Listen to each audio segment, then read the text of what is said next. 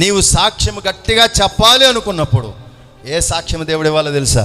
నన్ను ప్రార్థనకి వెళ్ళకూడదన్నారండి. నాకు సంబంధం లేదండి, ప్రార్థనకి వెళ్ళేదే.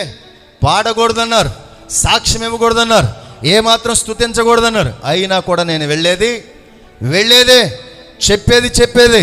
ఏది న్యాయం?